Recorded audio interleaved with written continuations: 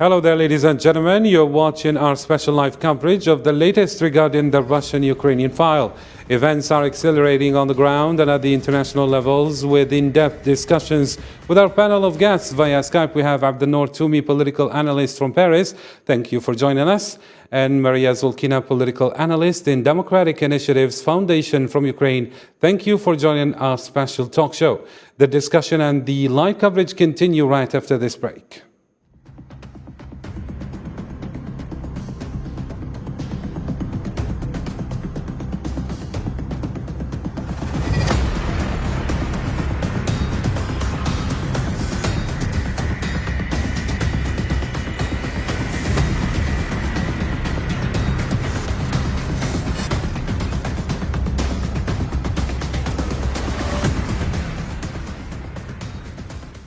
And before we delve into discussion, let me, dear viewers and our honored guests, share with you the latest updates regarding the Russian-Ukrainian file. First, talks between Russia and Ukraine continue via video link. Russian Foreign Ministry spokesperson Maria Zakharova said on Thursday, according to Zakharova, the parties are discussing military, political and humanitarian issues. Australian Prime Minister Scott Morrison said China would face consequences if it would back Russia's attacks on Ukraine, arguing such a move would be an abomination while hinting at new international sanctions for Beijing. Russia's armed forces hit a military depot in Rivne region in western Ukraine on Wednesday, Russian news agencies reported on Thursday. The governor of Ukraine's Chernihiv region, Yakoslav Chos, says that the region suffers great losses. According to him, the morgue in the region received 53 additional dead. Ukraine hopes to evacuate civilians through 9 humanitarian corridors on Thursday from cities, including the encircled port city of Mariupol, Deputy Prime Minister said. I begin the discussion with you, Mr. Abdenour Toumi. The goals Putin set at the start of Russia's special military operation, as he prefers to call it, appears to have been watered down.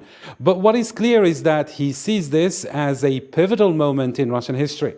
Russia's future and its future place in the world are at stake. According to experts, the Russian leader's initial aim was to overrun Ukraine and dispose its government, ending for good its desire to join the Western defensive alliance NATO. He told the Russian people his goal was to demilitarize and to denazify Ukraine to protect people subjected to what he called 8 years of bullying and genocide by Ukraine's government. The bombardment continues, but latest reports from peace talks suggest Russia is no longer seeking to overthrow the government and is instead aiming for a neutral Ukraine. What is your take on this, Professor? Good afternoon, sir, and thank you for having me. And good afternoon to your viewers and to your distinguished guest on the panel. Yes, as you as you said in your opening statement, the aim of the special operation or the invasion of the Ukraine was to seize the capital and the collapse of the government, therefore kind of regime change. But 20 days later, things have been changing and also developing quickly, because I believe that the Russian side didn't expect that they will be facing, especially the army on the ground, will be facing a ferocious resistance, Ukrainian resistance, and also the reaction of the West media and public opinion as well. And this is created a sense of that sounds like the Russians didn't study carefully their main aim, goals, short term, and also engagement in this operation. Very nice indeed. Maria Zulkina, since Ukraine achieved independence in 1991 as the Soviet Union collapsed, it has gradually veered to the West, both the EU and NATO. According to analysts, Russia's leader aims to reverse that, seeing the fall of the Soviet Union as the disintegration of historical Russia. He has claimed Russians and Ukrainians are one people. Ukraine never had a tradition of genuine statehood, he asserted, denying Ukraine its history. In 2013, he pressed Ukraine's pro-Russian leader Viktor Yanukovych not to sign a deal with the European Union, prompting protests that ultimately ousted the Ukrainian in February 2014. Russia retaliated in 2014 by seizing Ukraine's southern region of Crimea and triggering a rebellion in the east, backing separatists who have fought Ukraine forces in an 8-year war that has claimed 14,000 lives. There was a ceasefire and a 2015 Minsk peace deal that was never implemented. Just before his special military operation, President Putin tore up the peace agreement and recognized two Russian-backed statelets as independent from Ukraine. As he sent in the troops, he accused NATO of threatening our historic future as a nation, I quote, claiming without foundation that NATO countries wanted to bring war to Crimea. Maria Zolkina, how is that? And is this another answer as to why does Putin want a neutral Ukraine? What can you elaborate further? Actually, if you will have a look at two Putin speeches before he invaded Ukraine, so he delivered two public official speeches. First, when he recognized so-called Lugansk People's Republic and Donetsk People's Republic in the very east of Ukraine as independent state. So I would claim that since 2014, Ukraine has been insistent in all the international organizations, proving it with concrete proofs and arguments that there are no rebels backed by Russia. So there was Russian invasion with Russian regular troops, and due to Russian troops and Russian weapons, so 30% of Ukrainian Donbas in the east of the country were seized and occupied since 2014. And the second public speech given by Putin just half an hour before he started first airstrikes and missile strikes on Ukraine on February 24, that speech was a good explanation, obvious one, when Putin openly stated that he doesn't recognize Ukrainian people's right to exist. He thinks that all of us have to be denazified because he thinks that people stating that Ukraine is a separate state, is a separate people, are Nazi from his point of view. And he says this war won't be stopped until Russia will actually deal with all, actually kill or prison all the Ukrainian Nazis. And as of now, what we have seen, I totally agree with my colleague in this show that the Russia's position to have a blitzkrieg in Ukraine collapsed, and they actually expected that they will capture Kiev and major cities in 2 days. But as of now, only one big Ukrainian city has been entered by Russians. This is Kherson in the very south of Ukraine, close to annexed Crimea. But even the Kherson region isn't fully occupied by Russia because of huge public resistance. So people every day in Kherson itself and in surrounding cities, villages and settlements are going out and protest against Russian occupiers. They are not afraid of people with weapons in their settlements, just try to make them leave this region. And this is some kind of a defeat already of Russian army on the land, and that's why they have changed the tactics. As of now, they are fighting against civilian population, targeting with missile and air attacks, with heavy artillery attacks, targeting residential areas. The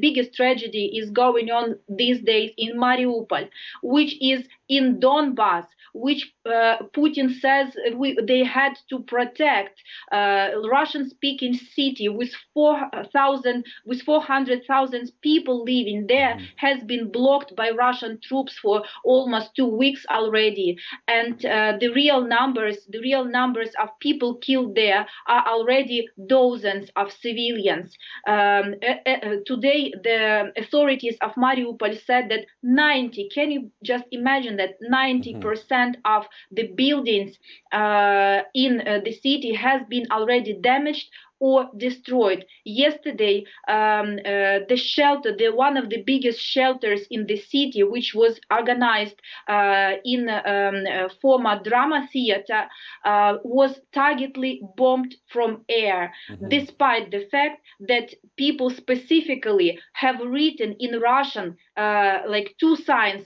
kids on the land, on earth. They created two signs, kids, all around the theater, to prevent air bombardment, because according to photos from the satellites, even these signs were seen from the air. So that's why they did it specifically. They tried to murder as much, as to kill as much civilians and have as much civilian casualties as possible, and to make Ukrainian capitulate because of civilian casualties, which is simply, even under current circumstances, not possible, exactly because of huge public resistance all over the country. Very nice, very nice. On the other hand, Russian President Vladimir Putin on Wednesday called his military operation in Ukraine a success, saying Moscow would not let the country become a beachhead for aggressive actions against Russia. Let's take a listen. Операция развивается успешно. The operation is developing successfully, in strict compliance with the pre-approved plans. We had no choice but self-defense for the security of Russia. Apart from carrying out the special military operation, all the set goals will certainly be achieved. We will reliably ensure the security of Russia and our people, and we will not allow Ukraine to serve as a springboard for aggressive actions against Russia. Back to you, Mr. Abdenour Toumi. How is this operation a success amidst all the sanctions against Russia's economy and people? Indeed, and the qualification of success, it is subjective, and of course, President Putin is not going to throw the towel and come and call his troops to go back. However, it is a huge pressure on him right now from the domestic front that they will have some impact in the future, or I would say in the near future, if the operation doesn't go well, and it looks like it's not going well for the local Russian public opinion.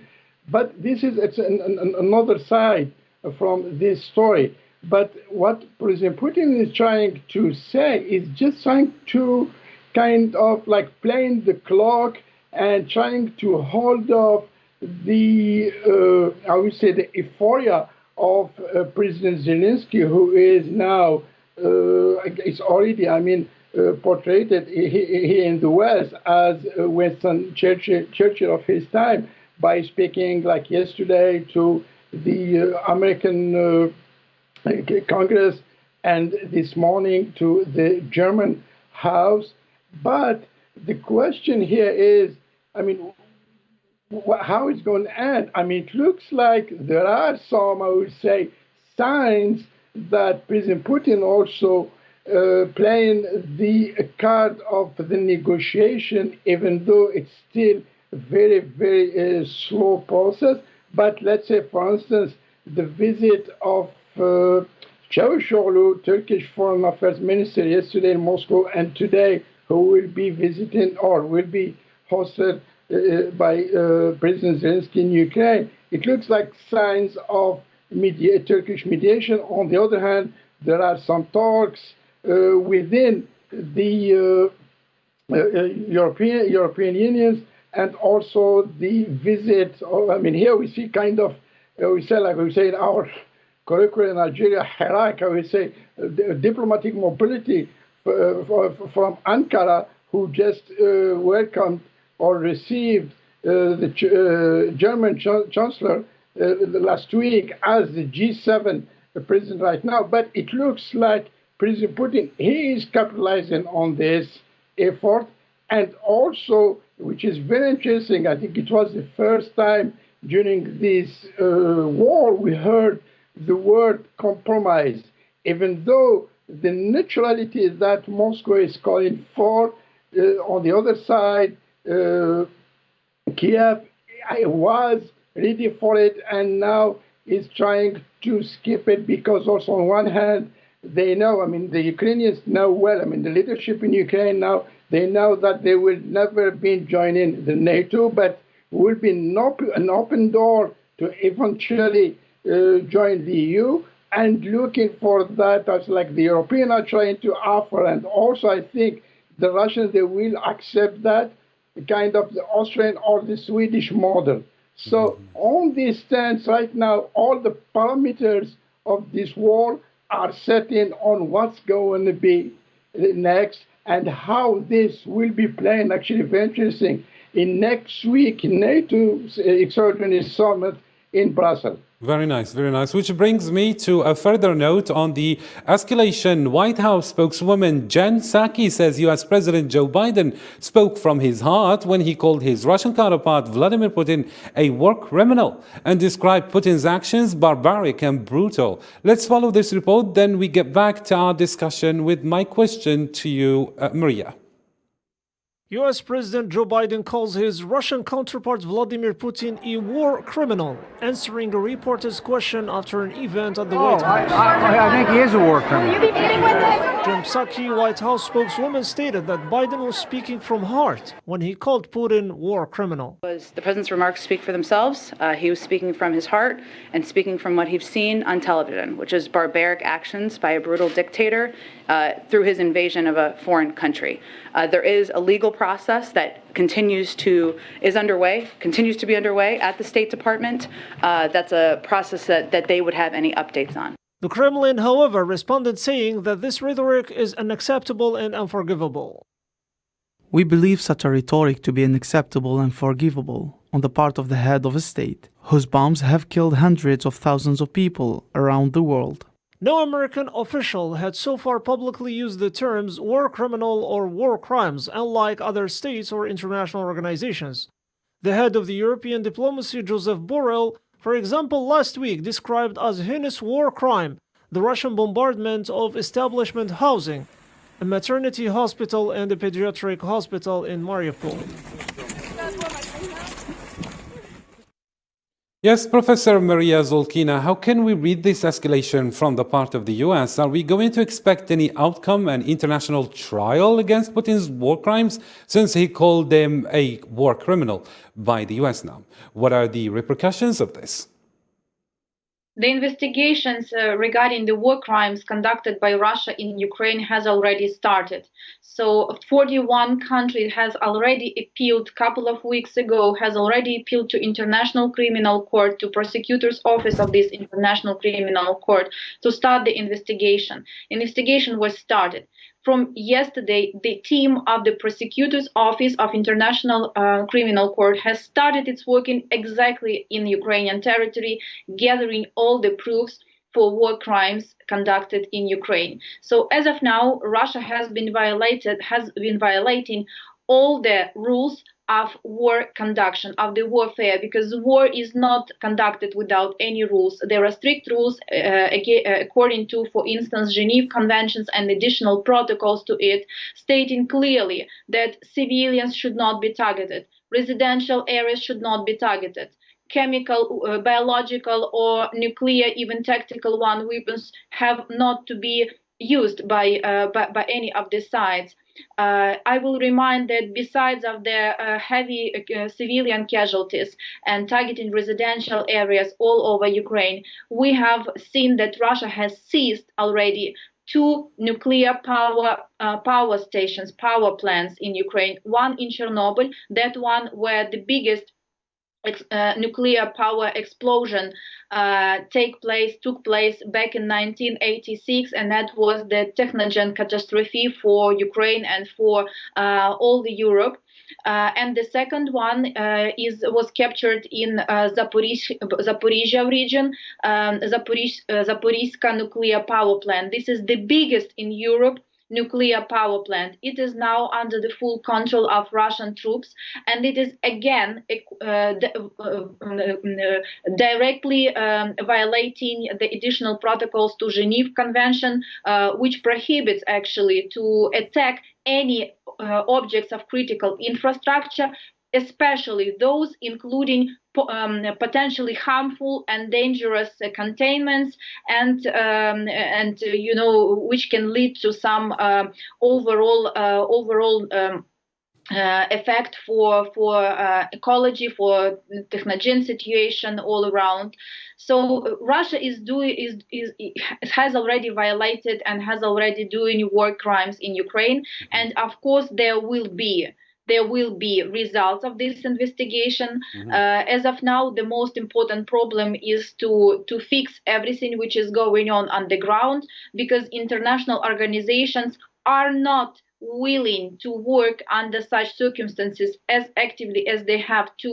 They proved to be, both OSCE, even United Nations, they have proved to be, not adaptable, not flexible. And I know that a number of Ukrainian organizations which are defending human rights, which are volunteering as of now and trying to fix everything on the ground, rescuing their own lives and health.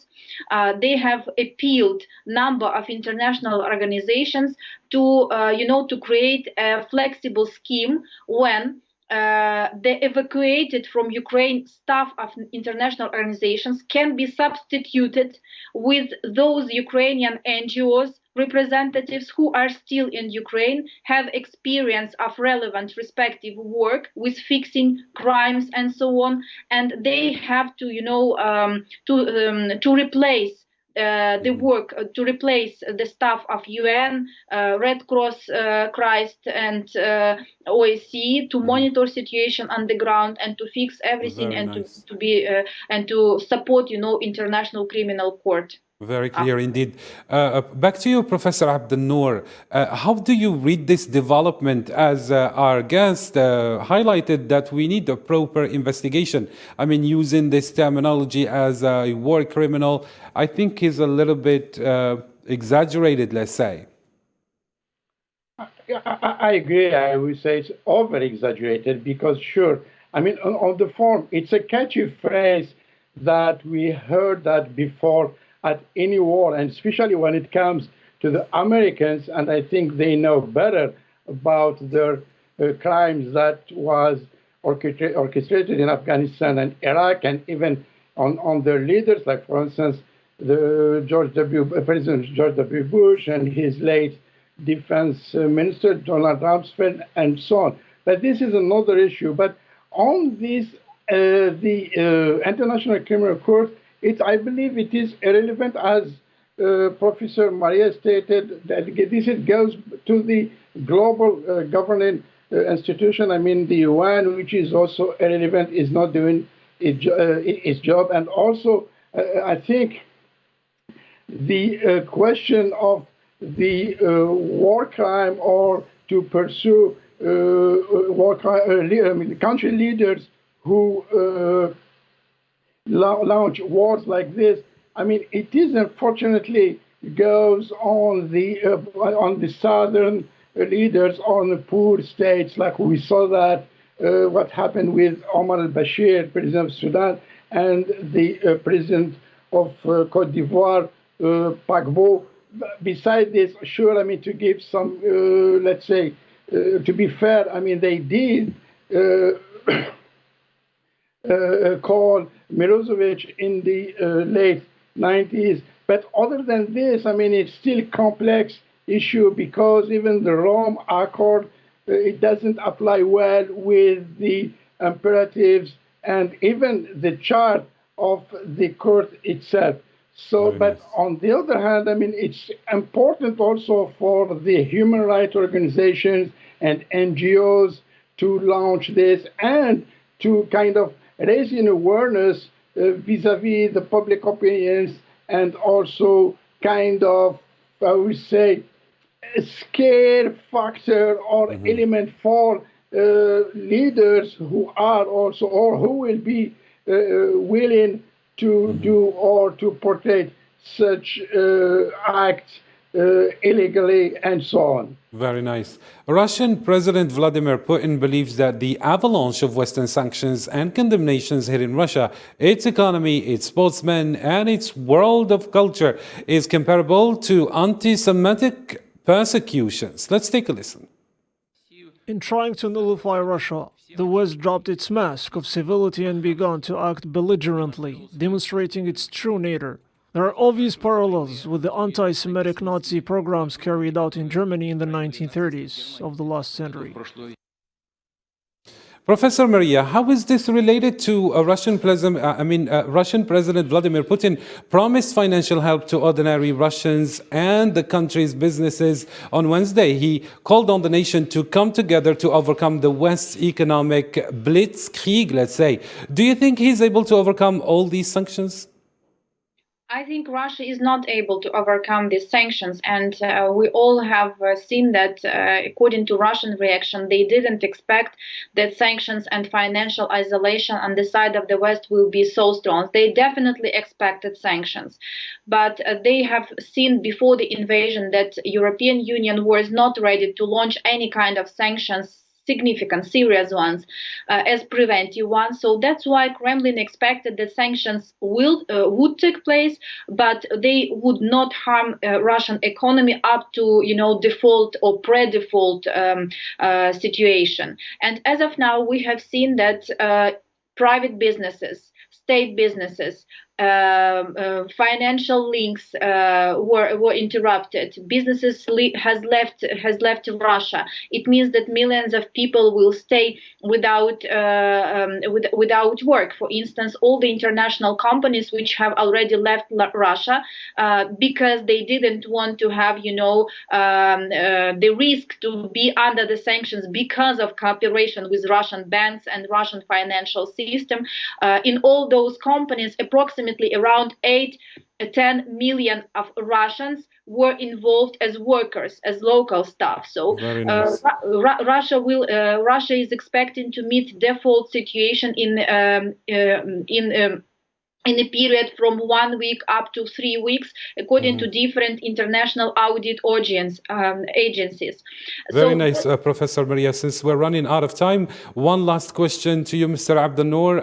Let's say a similar question. Is Russia indeed able to overcome the difficulties related to the massive sanctions imposed on the country? In few words, please. Sure, it's going to be very, very tough because the Russian economy, wasn't doing well anyway. But that, I would argue, it will hurt further the people, and it will hurt, I would say, if there is, or if it does exist, a middle class in Russia, that will be the first, I would say, the people who will be suffering from these sanctions. And again, the sanctions as a whole, are not that efficient because even the part who are trying to impose these sanctions are not serious about that. Thank you so much, Mr. Abdelnour. It is the end of our talk show. Thank you so much for these interesting insights for you, Professor Abdelnour and Maria. Thank you for joining us. This is the end.